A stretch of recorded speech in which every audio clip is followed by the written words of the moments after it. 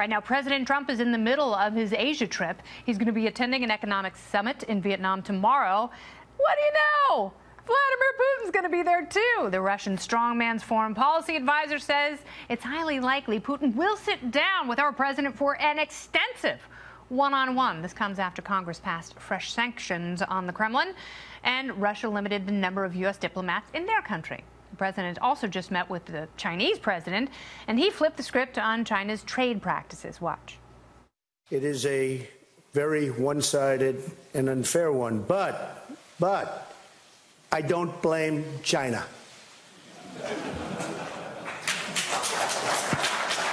After all, who can blame a country for being able to take advantage of another country for the benefit of its citizens? I give China great credit.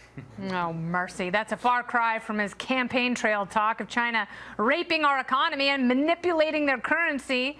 So what is the president's strategy with these high-powered world leaders? Let me ask Fox News strategic analyst, talk about someone who knows strategy, Lieutenant Colonel Ralph Peters. Welcome back to the show, Lieutenant Colonel. Hail, Queen of the Night. Thank you very much, and you used the appropriate title.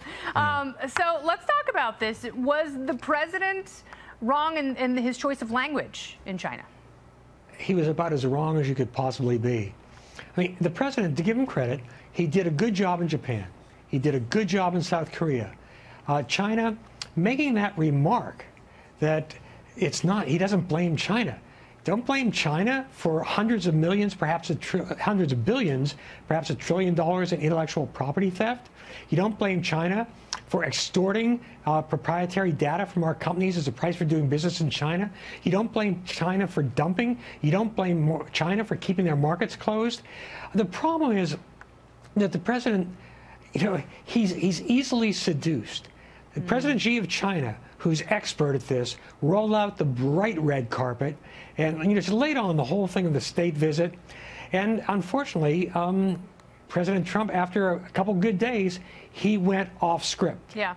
And I'll tell you, even the trade business, where, well, $250 billion of new trade deals. No, they're not all new trade deals. The Chinese keep giving us the same Christmas sweater. The 300 Boeing aircraft that are being ordered, yeah, that's great. But according to Bloomberg, some of those orders go back 4 years. So I understand that, and every president talks tough, and every president says, like, we're going to throw the weight of the U.S. economy behind this, and we're finally going to push China into a corner. And then they get over there, and they fall prey to the siren song because everyone loves money. I love money. I think money's great. Yeah. Yeah, I don't like the intellectual property theft. I don't like the human rights abuses. I don't like the statist economy. I don't like the state is the only one who really runs meaningful industries in China. Well, that's certainly the case. And unquestionably, we need to be tougher. We don't need a trade war with China, but China needs to know that we mean business with a capital B. And maybe we just need like a trade spat. Yeah, a trade quarrel.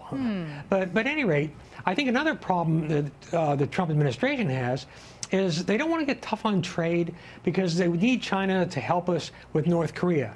Well, I'll tell you, you and I have talked about this, Kennedy, and you got to pin the Chinese down. You can't let them make general promises. Because I think the United States has the upper hand here, and I think this is where China's on the ropes, and they're the ones who need to deal with North Korea. This does not need to be a U.S. military option because it's a horrible option for us. We don't share a border with them. China does. So it is time for them to step up and start choreographing this very delicate dance. Speaking of which, now this is so unusual because the leaders of the United States and Russia are meeting in Vietnam. It was Russian aircraft that bombed and killed so many U.S. troops in that country. Do you think these leaders have the historical perspective to really understand the gravity of that?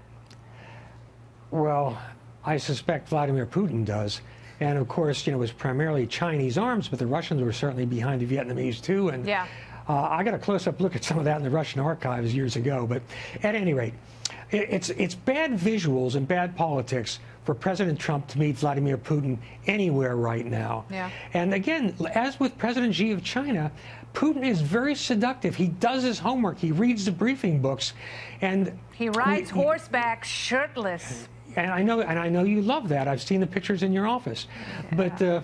But truly, Putin is really good. Xi is good.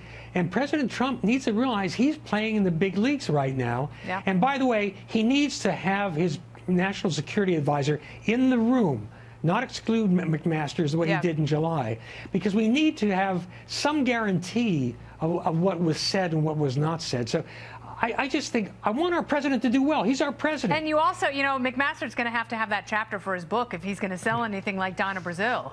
Oh, everybody in Washington is writing a book about Washington except me. I'm going to write a book about I'm going to make some stuff up. Why not?